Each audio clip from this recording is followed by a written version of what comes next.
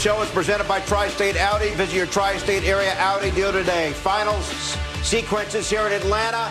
Jalen Brunson, three-point play. Knicks with their first lead since leading 9-6, but down one. C.J. McCollum off the inbounds ends up winning the game for Atlanta. With about 12 seconds to go, Knicks don't get off a final shot.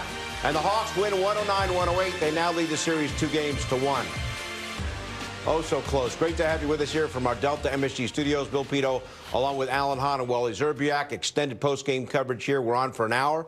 Alan, the Knicks came all the way back. They're down 18 in the first half. They're down double digits in the fourth quarter. They take that lead there. They actually go up by 3 in the final seconds, but they're unable to win the game. McCollum got a great look off that inbounds play, and the Knicks did not get a shot off when they got the ball back down 1. Yeah, and this takes you right back to Game 2 and how you can't lose games like that at home. I mean, it's just, this is what happens in the playoffs. When you give a game away, this is the type of stuff. You get into a game like this in a Game 3 where the 1 for 11 from 3 to start the game forces you to fight back. We have seen over the years this group, that's what they do. They fight back. This game was never going to be over until the very end.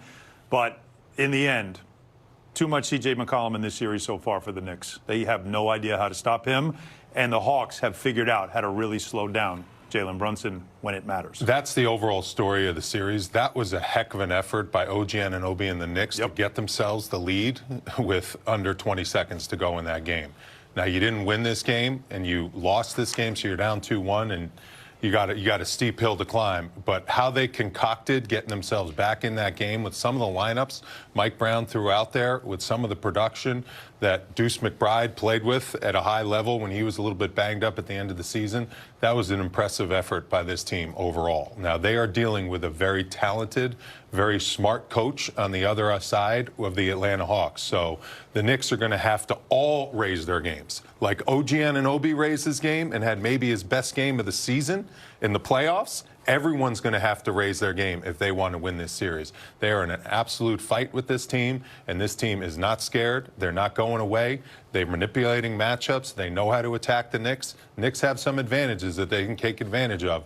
But, man, that was a heck of a ball game and a tough one to swallow and lose. So Mikal Bridges barely plays, guys, in the second half. Deuce McBride gets the majority of the playing time, and he was huge with 3 threes in the fourth quarter.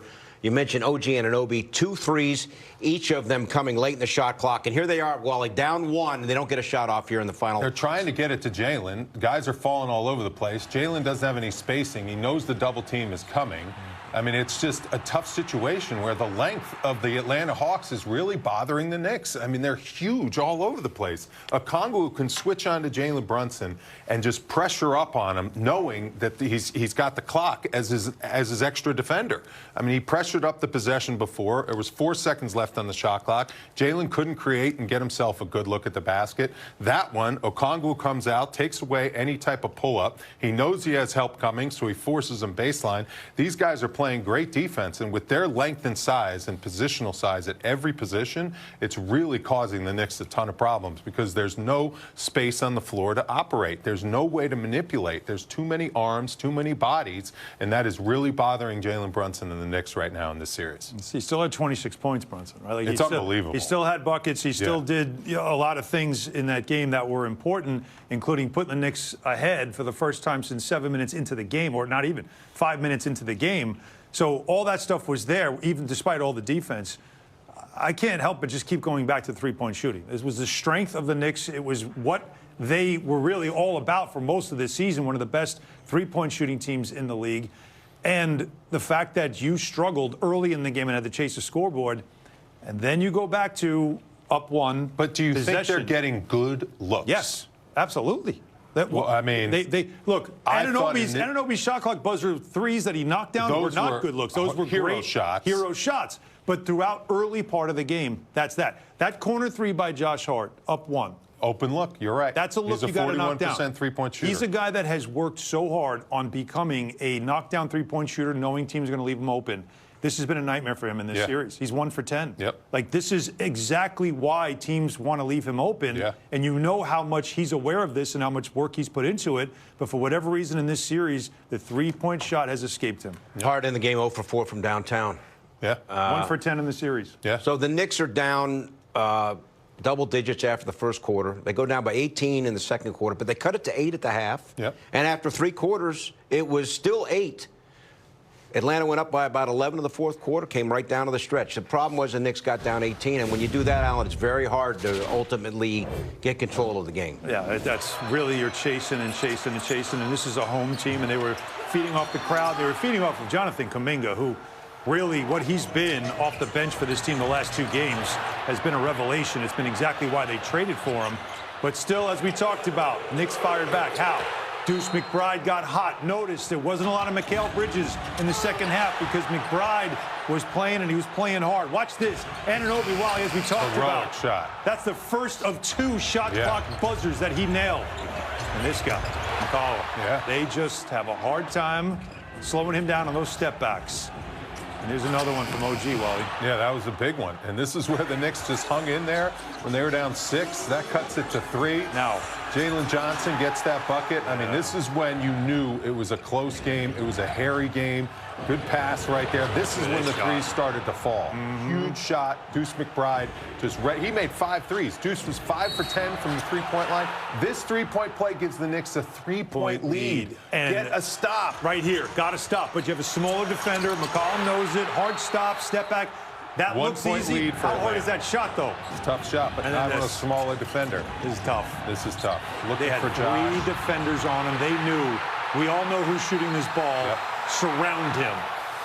And that's like, you know, ever watch some teams and they play one-on-one against a great scorer? You're like, let anybody else score but him. Right. That's exactly what the Hawks were saying in that moment.